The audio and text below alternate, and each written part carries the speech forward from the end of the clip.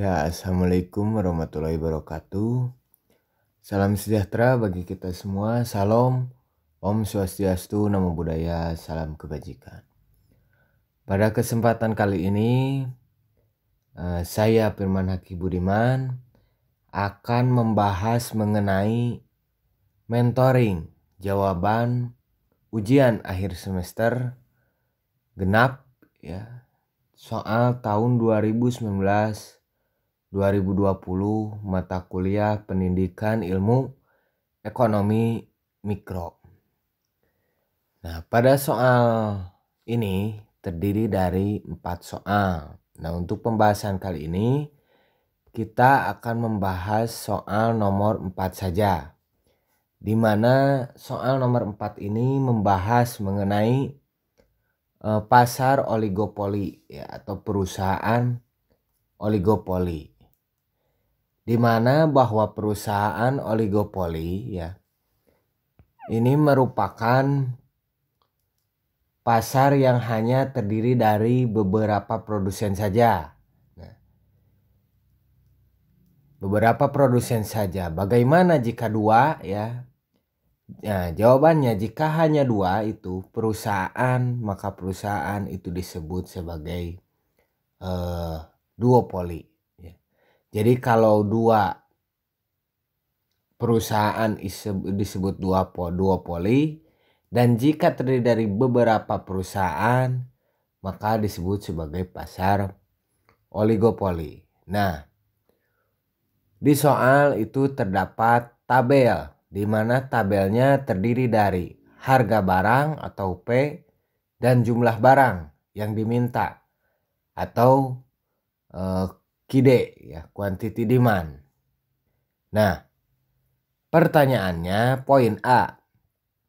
Dari tabel di atas tentukan TR atau total revenue, MR marginal revenue, tuangkan dalam tabel, buatkan pula kerpanya. Nah, perlu diketahui terlebih dahulu bahwasanya total revenue itu merupakan total seluruh pendapatan yang diperoleh dari harga jual per unit dikalikan dengan volume penjualan. Berarti dapat disimpulkan bahwa TR sama dengan P kali Q, itu kan. Nah, semakin besar volume yang terjual, maka di sini Q, semakin besar Q-nya semakin besar, maka pendapatan pun ya, pendapatan atau revenue itu akan besar. Ya, sebaliknya jika kuantiti yang dijualnya itu rendah, maka pendapatan yang diperolehnya itu rendah. Nah, untuk jawaban nomor 1 di sini dapat dilihat ya, tadi yang seperti saya katakan, total revenue adalah pendapatan dikali kuantiti. Maka di sini kita beri tanda saja untuk harganya itu 1 dan untuk kuantitinya kita beri angka 2. Maka total revenue itu sama 1 dikali 2. Kolom 1 dikali kolom 2. Ya, maka yang pertama kita lihat di sini bahwa harganya ya, pada saat situasi harga 6.000, jumlah barang yang diminta ya itu sebanyak 150. Nah, maka 6.000 dikali 150 sama dengan 9.000. 900.000. Nah, kemudian yang kedua 5.000 dikali 200 sama dengan 1 juta ya, dan seterusnya sampai ke bawah sama seperti itu. Nah, kemudian untuk marginal revenue. Marginal revenue ini di sini merupakan Alat untuk mengukur adanya perubahan pada pendapatan sebagai dampak dari perubahan jumlah barang atau jasa yang dijual. Nah, untuk marginal revenue itu kita memakai rumus perubahan pada total revenue dibagi perubahan pada dibagi perubahan pada jumlah barang yang diminta. Nah, seperti tadi yang saya katakan bahwa harga barang itu kolomnya dikasih nama kolom 1, kemudian jumlah barang yang diminta kolom 2. Nah, untuk total revenue kita kasih di kolom 3. Maka sehingga rumusnya adalah delta 3. Nah, delta 3 ini merupakan perubahan dari total revenue dibagi delta 2, perubahan dari jumlah barang yang diminta. Nah, maka pada nomor pertama ini ya, pada situasi pertama ini itu tidak terdapat perubahan karena tidak ada acuan ya di sebelumnya. Maka kita langsung saja ke keadaan yang kedua, di mana apabila barang dijual dengan harga 5.000, maka barang yang dimintanya sebanyak 200. Nah, maka kita masukkan saja delta 3 ya. Delta 3-nya itu berarti kita ambil di kolom 3 ya. Sebentar. Delta 3-nya kita ambil di kolom 3. Nah, delta ini maksudnya ini perubahan dari 900.000 awalnya revenue yang didapat itu 900.000 berubah menjadi 1 juta, berarti di sini meningkat ya. Meningkat sebesar berapa? 100.000 ya. 100.000. Nah, dibagi delta 2. Nah, delta 2 di sini ini dari kuantiti yang dijual 150 meningkat menjadi 200, maka naik 50. Ya, maka tinggal dibagi saja. 100.000 dibagi 50, maka hasilnya 2.000 ya. Hasilnya 2.000. Nah, begitupun seterusnya. Nah, kalau untuk yang ini, yang situasi pada saat keadaan di ketiga ya. Mengapa ini 0 ya? Kalau dilihat di sini kuantitinya itu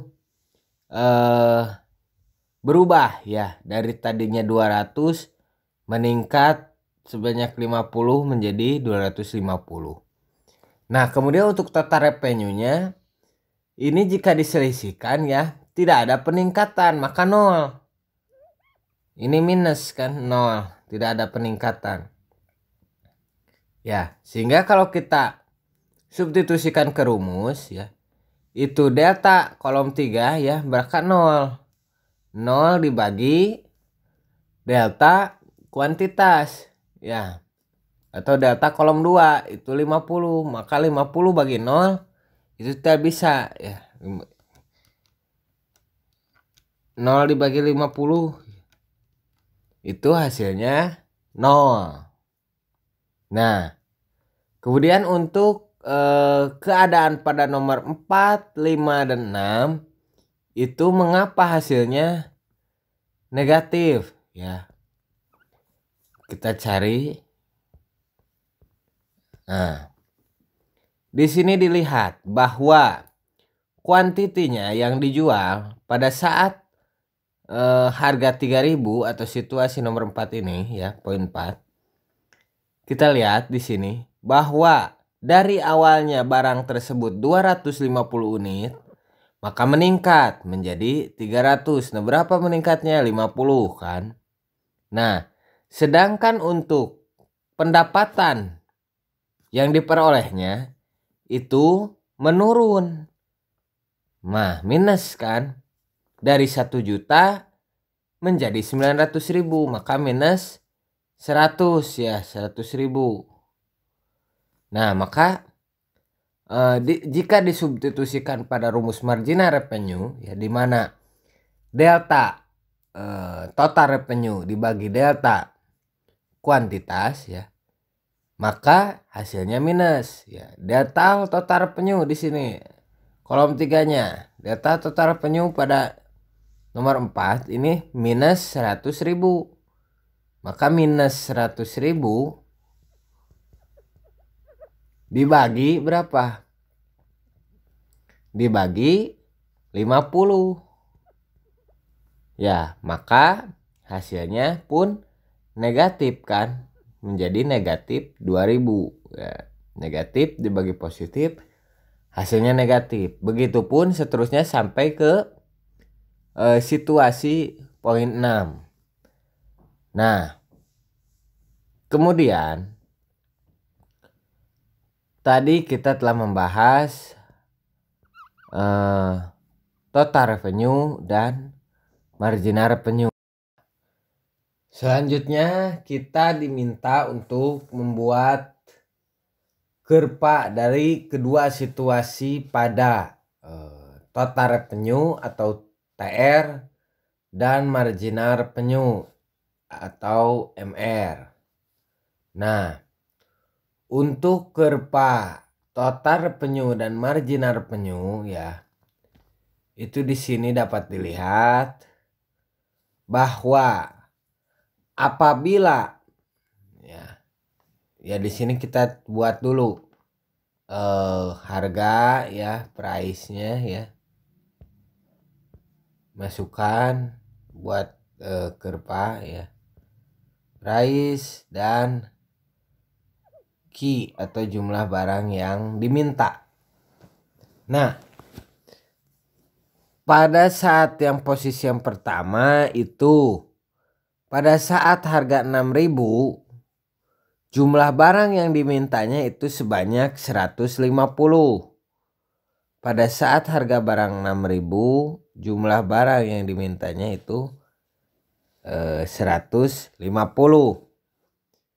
Kemudian pada saat harga 5.000, jumlah barang yang dimintanya 200.000 ya. Begitupun sampai ke akhir dan seterusnya ya, sampai ke pada saat harga 1.000, barang yang dimintanya sebanyak 400. Maka di sini kita beri titik ya, dan kita tarik garis. Nah, garis ini merupakan garis demand ya, D1 ya, kita beri nama garis D1. Nah, kemudian untuk membuat kurva marginal revenue-nya ya, kita di sini memasukkan angka pada tabel pada kolom marginal revenue yang ini ya. Nah, pada saat harga 6.000, marginal revenue-nya itu tidak ada ya, maka di sini tidak ada kan. Nah, sedangkan pada saat harga 5.000, marginal revenue-nya itu 2.000 ya.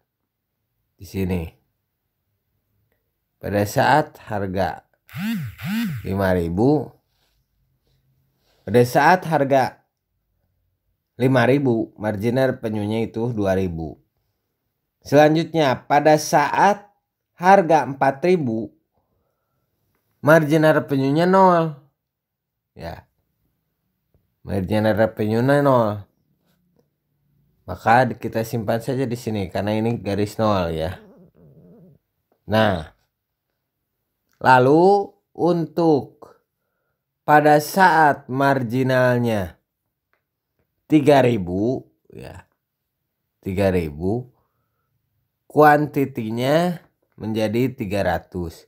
Nah, marginal revenue-nya menjadi negatif 2.000, maka negatif 2.000 ya di sini pada harga pada kuantitas di 300 unit. Kemudian begitupun seterusnya ya. Pada saat marginal revenue negatif 4.000, maka kuantitasnya 350, dan pada saat marginal revenue-nya 6.000, maka kuantitasnya 400. Setelah memperoleh titik-titik ini ya, kita tarik garis saja. Nah, maka ini merupakan kurva dari marginal revenue.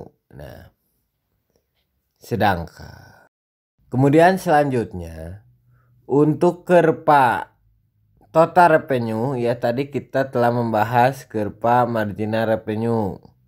Nah, untuk kurva total revenue ya, kita buat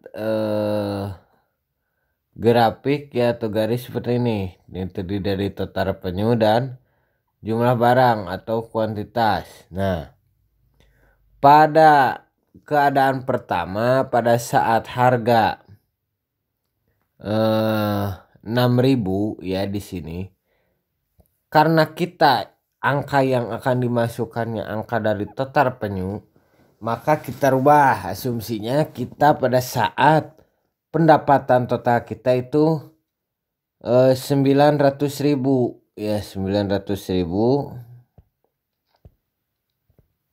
Pada saat pendapatan total kita 900.000 ya, maka kuantitas atau jumlah barang yang didapat itu sebanyak 150.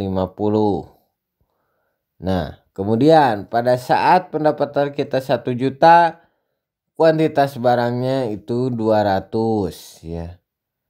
Nah, sama kan? Begitu seterusnya. Ini 800 ya. Kemudian 700. Sehingga pada akhirnya nanti saudara memperoleh kurva yang seperti ini. Ya, garisnya.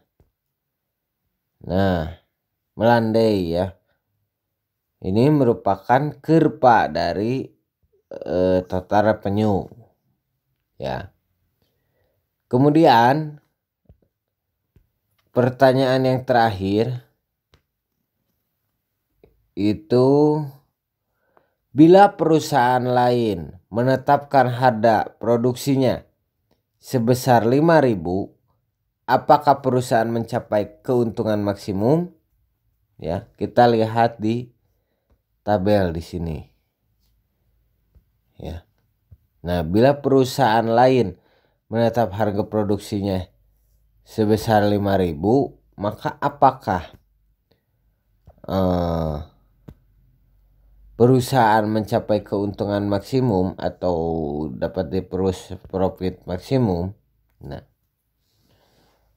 perlu diketahui bahwa dari hasil perhitungan pada tabel ya, dapat dilihat menunjukkan bahwa tambahan penerimaan dari hasil penjualan yang paling besar dan positif adalah sebesar 2.000. Sebesar 2.000 marginal revenue-nya. Pada saat harga ditetapkan sebesar 5.000, betul kan? Nah, 5.000 tersebut bisa dimisahkan dengan penol ya. Penol itu P yang harga dasar ya. Nah, jadi apabila perusahaan lain menetapkan harga produksinya sebesar 5.000, maka perusahaan lain masih berpeluang memperoleh keuntungan maksimal.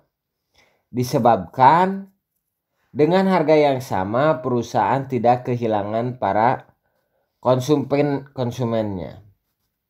Di sini kembali lagi kepada pengertian dari pasar oligopoli itu sendiri. Bahwasanya prinsip pada pasar oligopoli ya, agar perusahaan tidak kehilangan konsumen, yaitu ya, pada saat perusahaan lain meningkatkan harga, maka perusahaan tersebut tidak meningkatkan harga. Ya, jadi pada saat perusahaan A menaikkan harga 1.000, kita tidak mengikuti perusahaan A untuk menaikkan harga menjadi naik 1.000. Itu prinsip pada pasar oligopoli. Ya, maka apa pengaruhnya? Nah, pengaruh bagi konsumen akan beralih ke yang lebih murah tentunya ya. Kalau kita tidak menaikkan harga. Nah, dan sebaliknya apabila perusahaan lain menurunkan harga, maka kurva permintaan akan terpatah pada D1, tapi pada D2 ya, bukan pada D1 tapi pada D2. Sedangkan pada kasus ini ya, perusahaan lain menetapkan harga yang sama. Ya. Perusahaan lain itu menetapkan harga yang sama. Nah, sama semuanya itu 5.000. Nah, maka masing-masing perusahaan dapat memperoleh keuntungan maksimum atau profit maksimum. Mungkin sekian mentoring ujian akhir semester pembahasan soal tahun 2019-2020 mata kuliah Pendidikan Ilmu Ekonomi Mikro. Mohon maaf apabila ada kekurangan atau bahasa yang kurang jelas ya, penjabaran yang kurang jelas. Terima kasih. Wassalamualaikum warahmatullahi wabarakatuh.